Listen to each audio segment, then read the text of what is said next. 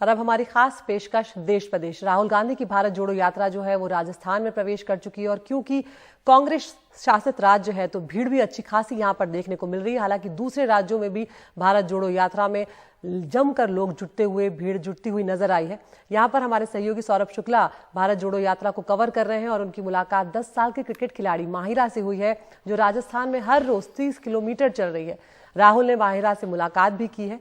क्या बातचीत हुई, क्या कुछ हुआ, हमारे सहयोगी सौरभ शुक्ला की ये बातचीत माहिरा से आपको दिखाते हैं। राहुल गांधी की यात्रा राजस्थान बूंदी में चल रही है, भारत जोड़ रहा है, लेकिन साथ में तमाम वर्ग के बुजुर्ग जवान तो जुड़ ही रहे हैं, साथ में छोटे बच्चे भी जुड़ रहे हैं। हमारे साथ हैं माहिरा कोटा की टीम से क्रिकेट खेलती हैं। आपका पूरा नाम क्या है? माहिरा खान। कितने साल की हो आप? 10 साल की हो। तो कितने किलोमीटर चल रही हो रोज? मैं वैसे रनिंग 15 किलोमीटर करती हूँ। हाँ, और राहुल जी के साथ उस दिन कितने दिन चली? 25 किलोमीटर। 25 किलोमीटर चली राहुल गांधी जी के साथ में। तो राहुल गांधी जी से मिले आप? Yes sir. क्या बोले राहुल गांधी जी? उन्होंने बोला आप क्रिकेट अच्छा खेलना। हाँ, अच्छा, तो आपने बताया कि आप क्रिकेटर होना है? Yes sir. क्या बोला आपने उनको? मैंने उनको बोला कि मैं क्रिकेट खेलती हूँ विद कोटा टीम कॉल्विन से। अच्छा, आप कोटा टीम से क्रिकेट खेलती हैं, तो उन्होंने पूछा आपसे कि बॉलिंग करती हैं बैटिंग करती हैं? यस। क्या बोला आप? ऑलराउंडर। फिर क्या बोला राहुल जी ने आपको? Very good. वेरी गुड बोला। और क्या बोला? बस। और फिर ये बॉल कैसी है, दिखाइए। ये बॉल है, ये बॉल में क्या है, किसका साइन है? राहुल सर का साइन है। क्या बोला उन्होंने? बॉल लेके आओ। Yes sir. हैं? पूरी बात बताओ। उन्होंने मुझे पापा के साथ बॉल लेके बुलाया। अच्छा, तो बॉल लेके फिर अपना साइन किया? Yes sir. दिखाइए, कैमरे में दिखाइए। पास आके दौड़ के। ये तो राहुल गांधी का ऑटोग्राफ मिला। Yes sir. खुश हो आप? Yes sir. मजा आ रहा है? यस। थकती नहीं हो? नो। तो आज भी चलोगी पूरा 31 किलोमीटर? यस। क्या मजा आ रहा है, क्या देख रहे हो? बहुत मजा आ रहा है और वो ऐसे वो एक भारत को एक करना चाह रहे हैं। भारत को एक करना चाह रहे हैं? अच्छा, तो आपके दोस्त बन रहे हैं, बहुत सारे अंकल लोग मिल रहे हैं आपको? Yes sir. तो आपने देखा माहिरा इतनी छोटी सी उम्र में, 10 साल की उम्र में हर रोज चल रही हैं पिछले 3 दिनों से। आज भी पूरे 30 किलोमीटर चलेंगी, 25 किलोमीटर चल चुकी हैं। राहुल गांधी से मिले और राहुल गांधी ने ये दिखाई, फिर दौड़ के जाके कैमरे के पास दौड़ के जाके ये देखिए, ये इनको ऑटोग्राफ दिया है। तो माहिरा खुश हो? Thumbs up. तो ये देखिए, भारत जुड़ रहा है और ये यात्रा राजस्थान में चल रही है और राहुल गांधी के साथ जुड़ रहे हैं तमाम बुजुर्ग, युवा और छोटे बच्चे। और माहिरा एक छोटी क्रिकेटर है। तो बोले राहुल गांधी ने कि इंडिया के लिए खेलना है? यस। क्या बोले? मैंने बोला उनको। हाँ, तो क्या बोले? उन्होंने बोला वेरी गुड, अच्छा खेलना। अच्छा खेलना। तो ठीक है, यही है भारत जोड़ो यात्रा कांग्रेस के लिए। सबको साथ जोड़ना, जो आर्थिक विषमताएं हैं उनको तोड़ना, जातिवाद के खिलाफ, धर्म के खिलाफ। और उम्मीद है कि भारत जुड़ेगा भी और ऐसे छोटे बच्चे जुड़ रहे हैं, इनके चेहरे पे मुस्कुराहट देखिए और यही जज्बा है इनका। सहयोगी प्रेम सिंह के साथ बूंदी राजस्थान की भारत जोड़ो यात्रा से सौरभ शुक्ला, एनडीटीवी इंडिया। आगे बढ़ते हैं, आपको छत्तीसगढ़ लिए चलते हैं जहां पर आरक्षण के मामले पर फिलहाल विवाद जो है वो थमता हुआ नजर नहीं आ रहा है। दरअसल छत्तीसगढ़ विधानसभा में आरक्षण संशोधन विधेयक पास होने के बावजूद छत्तीसगढ़ लोक सेवा आयोग ने राज्य प्रशासनिक सेवा और सिविल जज भर्ती परीक्षा का बिना आरक्षण रोस्टर के नोटिफिकेशन जारी कर दिया है। आयोग ने नोटिफिकेशन में सिर्फ पद संख्या दी है, लेकिन किस वर्ग को कितनी सीटें मिलनी होगी इसका जिक्र नहीं किया गया है, जिससे एसटी, एससी और ओबीसी के छात्र अपने भविष्य को लेकर बेहद चिंतित हैं। हमारे सहयोगी जुल्फिकार अली की यह खास रिपोर्ट। छत्तीसगढ़ विधानसभा में आरक्षण संशोधन विधेयक पास होने के बाद भी इस पर विवाद जारी है।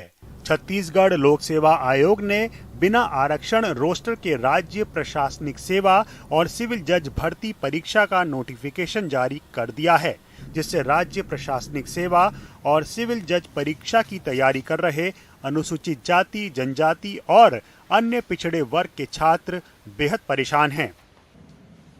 शेष नारायण दीवान आदिवासी हैं और ग्रेजुएशन से ही परीक्षा की तैयारी बड़ी मेहनत से शुरू की, लेकिन आरक्षण स्थिति साफ नहीं होने से चिंता है कि अगर राजभवन आरक्षण विधेयक पर हस्ताक्षर नहीं करेगा तो भर्ती कैसे होगी। यूपीएससी ने इस बार भी भर्ती निकाली है और उसमें आरक्षण का स्थिति स्पष्ट नहीं है। और मैं एक रिजर्व कैटेगरी से हूँ, तो कितना सीट हम लोगों के लिए रिजर्व है ये पता नहीं है, और आगे उस चीज़ का क्या प्रोसेस होगा इसकी स्थिति भी अभी साफ नहीं है। तो क्या संदेह लग रहा है आपको कि ये पूरे प्रोसेस कंप्लीट हो पाएगा कि नहीं? हाँ, संशय तो लग रहा है कि वो कंप्लीट हो पाएगा कि नहीं। सरगुजा की रहने वाली भारती सिंह अनुसूचित जनजाति से ही आती हैं, वो भी परेशान हैं। सर ये डाउट है कि 189 सीट्स का उन्होंने जारी किया है, लेकिन उसमें रिजर्वेशन रोस्टर का उन्होंने कुछ भी नहीं बोला है।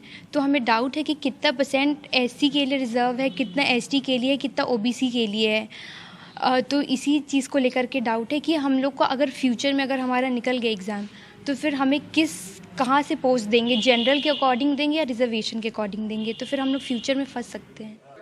आरक्षण के मुद्दे पर भाजपा सरकार को लगातार घेर रही है। भाजपा प्रवक्ता पूर्व मंत्री राजेश मूणत ने सरकार पर ढुलमुल रवैया अपनाने का आरोप लगाते हुए कहा कि आरक्षण की स्थिति साफ होने के बाद नोटिफिकेशन जारी करना था।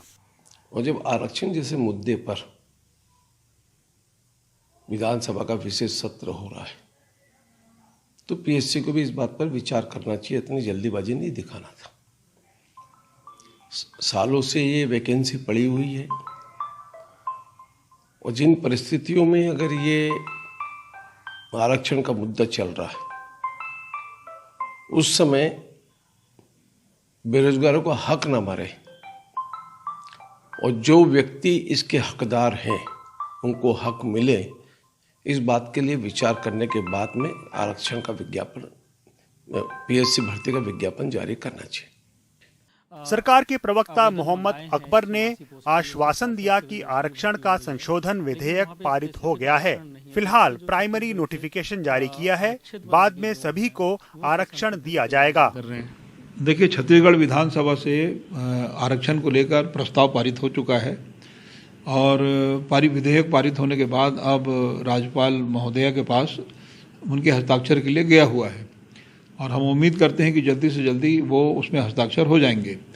जहाँ तक पदों के बारे में जो पीएससी के जरिए भर्ती होना है, वो वर्तमान में प्रारंभिक प्रक्रिया है, और उसके बाद जैसे ही हस्ताक्षर होंगे तो वो पूरी प्रक्रिया आरक्षण के हिसाब से फिर आगे उसको समाहित किया जाएगा।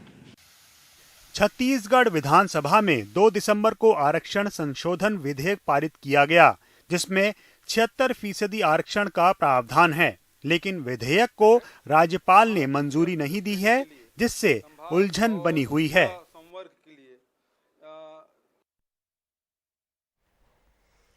तमिलनाडु की बात करते हैं, जहां पर मेंडूस तूफान ने काफी तबाही मचाई। तटीय इलाकों में जोरदार बारिश हुई है, जिससे सैकड़ों पेड़ उखड़ गए। चेन्नई में 115 मिलीमीटर बारिश दर्ज की गई है। कई जगहों पर बिजली के तार टूटे और कई फ्लाइट्स भी रद्द हुई, जिससे लोगों को भी काफी दिक्कतों का सामना करना पड़ा है।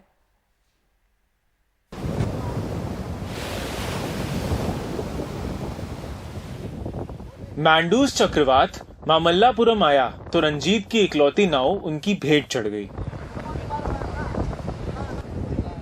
कोवलम के इस मछुआरे की नाव का इंजन तक नहीं बचाया जा सकता, क्योंकि वो पानी में डूबा हुआ है।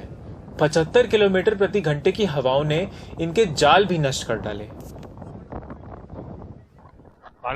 मेरे जाल, इंजन, नाव सब चले गए। कुल कितना नुकसान हुआ? 4 लाख रुपए का।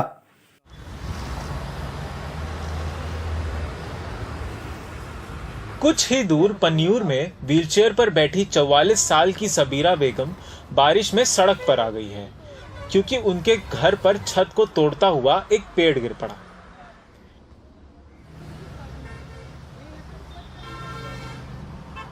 कल रात 7:30 बजे बेहद तेज हवा चल रही थी। पेड़ गिरा और पेड़ गिरने के बाद किसी तरह हम अपनी जान बचाकर भागे। चेन्नई में चक्रवाती तूफान का सबसे ज्यादा कहर टूटा। वहां 115 मिलीमीटर बारिश हुई और 400 से ज्यादा पेड़ उखड़ गए, जिससे बिजली के तार टूटे और बिजली गुल हो गई। तमिलनाडु में 4 लोगों और करीब 100 मवेशियों की मौत हो गई और लगभग 200 झोपड़ों और मकानों को नुकसान पहुंचा। 9,000 से भी ज्यादा लोगों को राहत केंद्रों में ले जाया गया है। அதேபோல அரசு ஊழியர்களுடைய அர்ப்பணிப்பு செயல்பாடு காரணமாக மக்கள் முழுமையாக பாதுகாக்கப்பட்டிருக்கிறார்கள். பெரிய அளவில் குறிப்பிட்டு சொல்லக்கூடிய அளவிற்கு எந்த சேதங்களும் இல்லை. மீனவர்கள் தரப்பிலும் பொதுமக்கள் தரப்பிலும் ஏதேனும் கோரிக்கைகள் முன்வைக்க கோரிக்கை என்ன, பாதிக்கப்பட்ட படகுகளுக்கு நிவாரணத்தை கேட்டிருக்காங்க. அதான் கணக்கெடுப்பு முழுமையா வந்த பிறகு. पड़ोसी राज्य आंध्र प्रदेश में भी तूफान का असर देखा गया है, जहां चित्तूर और तिरुपति में तेज बारिश से बाढ़ आ गई है। पन्नियूर से सुरेश और हैदराबाद से नागराजू के साथ चेन्नई से सैम डैनियल की रिपोर्ट, एनडीटीवी इंडिया। ब्रेक के बाद एक बार फिर आपका स्वागत है। अपने जमाने की दिग्गज धाविका पीटी उषा को शनिवार को भारतीय ओलंपिक संघ का पहला महिला अध्यक्ष चुना गया, जिससे भारतीय खेल प्रशासन में एक नए युग की शुरुआत भी हुई है। उड़न परी पीटी उषा ने एक बार फिर से इतिहास रच दिया है। भारतीय ओलंपिक संघ का पहला महिला अध्यक्ष उन्हें चुना गया है और इसके साथ ही हमने ये भी देखा कि 58 साल की पीटी उषा को शीर्ष पद के लिए निर्विरोध चुना गया। एशियाई खेलों में कई पदक जीतने के साथ पीटी उषा ने 1984 के लॉस एंजलिस ओलंपिक में 400 मीटर की बाधा दौड़ में चौथा स्थान हासिल किया था और एक महिला के आईओए का अध्यक्ष चुना जाना अपने आप में ऐतिहासिक भी है। तो उम्मीद की जा रही है कि इसके बाद खेलों की जो सूरत है वो थोड़ी और बदलेगी, थोड़ी और बेहतर होगी।